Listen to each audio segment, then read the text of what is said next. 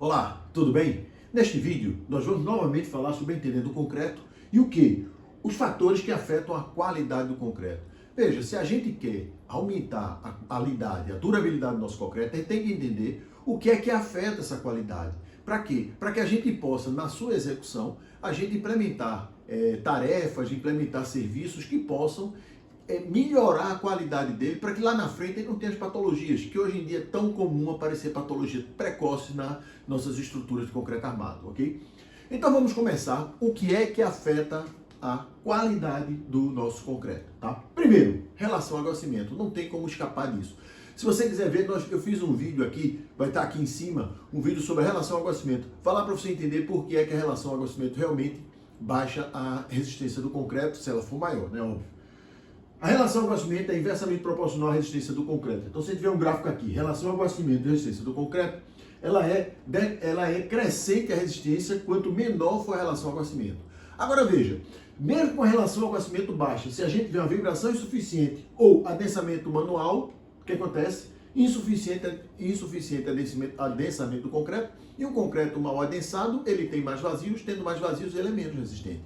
Então não adianta nada a gente ter um concreto de laboratório maravilhoso se na execução da obra a gente não faz um adensamento suficiente ou faz um adensamento de qualquer jeito, ok? Então a gente tem que entender que necessita de um bom adensamento para que mesmo com a relação ao água-cimento a gente tenha, com a relação ao água-cimento baixa, a gente tenha a resistência alta e também, mesmo com a relação ao água-cimento maior, a gente também tem a melhor performance do concreto que a gente puder, ok? Veja, é o fator mais importante de ganho de resistência do concreto.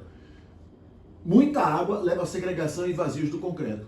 Geralmente utiliza-se a relação água-cimento de 0,4 a 0,6. Então você percebe que é um fator importante. Eu sei que a relação água-cimento é importante. Será que sabe mesmo? Então a gente tem que ter esse cuidado para que a gente cada vez tenha um concreto com mais qualidade, ok? Segundo, adensamento do concreto, como não poderia deixar de ser. O adensamento concreto aumenta a sua densidade, pois é um processo no qual os vazios de ar são removidos do concreto recém-lançado, tornando-o compacto e denso. Como eu falei anteriormente, não adianta você se preocupar com a relação água-cimento, você dosar esse seu concreto no laboratório, ele ser perfeito, ter um adensamento maravilhoso lá nos corpinhos de prova, ter a cura perfeita e chega aqui na obra você não faz um bom adensamento. Se você prestar atenção, se você sobe numa concretagem de uma laje, se tiver 3 pessoas vibrando o concreto, 3 funcionários vibrando o concreto, cada um está vibrando de uma forma. Desculpe. Será que não tem tecnologia, não tem engenharia no adensamento do concreto? Lá na frente a gente vai ver que tem e muito. Aproximadamente 5% de vazios podem reduzir a resistência do concreto de 30% a 40%. Veja como é importante a gente começar a se preocupar mais com a vibração, né, com o adensamento desse nosso concreto. Componentes do concreto. Óbvio, então no concreto nós temos basicamente, né, cimento, agregado e água. Então, a quantidade de cada material afeta a resistência do concreto. Com isso, todos devem cumprir os critérios padrão para a sua utilização do concreto. Claro que eu sei que normalmente a gente pede um concreto na concreteira e ela faz esses ensaios dos agregados dela para que ele não seja um fator que reduza essa resistência, né? Então você tem que ter essa confiança. Mas é bom entender para poder, se preciso, cobrar até ensaios de laboratório desses agregados das concreteiras, tá? Aí vem, tipo e qualidade de cimento. Quanto maior for a quantidade de cimento, maior será a resistência do concreto. Óbvio, se a gente coloca mais cimento, a gente vai ter mais cristais e vai ter, por consequentemente, uma maior resistência. Só que o maior teor de cimento aumenta a tendência à fissuração de retração quando o concreto está sendo curado e endurecido. Então, quanto maior o cimento, maior o calor de hidratação, maior a probabilidade de a gente ter fissuras de retração. Os tipos de cimento também têm grande impacto nas propriedades do concreto endurecido. Eu fiz um vídeo só sobre tipos de cimento. Então, dá uma olhadinha lá nos tipos de cimento que você vai entender por que cada tipo de cimento tem umas propriedades que podem melhorar ou não a performance, a depender da peça, a depender do meio ambiente. Então, dá uma olhadinha lá no vídeo dos cimentos que eu coloquei, tá? Tipos e quantidade de agregados. Então veja, a resistência do concreto depende da resistência dos agregados. Claro, se você botar um agregado fraco, a resistência vai ser a dele. Então a pasta de cimento sempre vai ter mais resistência do que o agregado. Então você tendo um agregado, ele vai ser o diferencial da resistência do concreto também. A baixa qualidade dos agregados reduz a resistência do concreto. A quantidade de agregado também afeta as propriedades do concreto. Ou seja, Com o teor de cimento constante, a maior quantidade de agregado reduz a resistência do concreto. Então você percebe que a gente vai começando a entender que não é apenas você jogar cimento, água, areia, agregado graúdo, agregado miúdo, que você vai ter um bom concreto. Você tem que ter todas as qualidades garantidas dos insumos para que você tenha um concreto realmente de qualidade lá na ponta. A forma e a classificação dos agregados desempenham um papel importante no que diz respeito à resistência do concreto, tá? Qualidade da água. A qualidade da água desempenha um papel significativo no processo de pega e endurecimento do cimento. Claro, sem a água não tem hidratação do cimento, sem hidratação do cimento nós não temos um concreto para moldar na estrutura. A água ácida, oleosa, siltosa e a água do mar não devem ser usadas na mistura de concreto. As impurezas da água têm efeito adverso na resistência do concreto, podendo levar à corrosão, carbonatação ou ataque ácido, reduzindo a vida útil do seu concreto. Então você veja, às vezes você vai fazer um concreto, usa uma água que ela é contaminada. Claro, mais uma vez eu digo, normalmente os nossos concretos estão vindo de concreteira e a água deve ser analisada, mas não custa nada de vez em quando você pedir o atestado dessa água para você poder saber se ela realmente está apropriada para o concreto, tá? Veja, água potável sempre deve ser utilizada no concreto. A água que a gente bebe é boa para o concreto beber, tá? Então, quanto à qualidade da água, a gente tem que ter essa certeza que é boa para a gente, é bom para o concreto. Cura do concreto. A cura do concreto é o mais essencial para evitar retração plástica, controle de temperatura, desenvolvimento de resistências e durabilidade.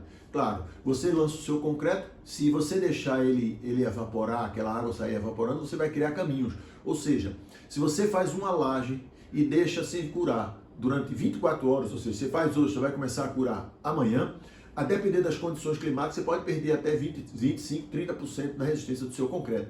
Então você veja, se você faz um péssimo adensamento, você já perde, deixa vazio o seu concreto, você perde 10, 20% da resistência. Se você faz uma má cura, veja que as coisas vão se somando. Se você fizer um péssimo adensamento, não é na cura que você vai aumentar a resistência do seu concreto. Mas se você também faz uma cura deficiente, você também começa a perder a resistência. Claro que essa resistência nas primeiras camadas de 3 a 5 centímetros, tá?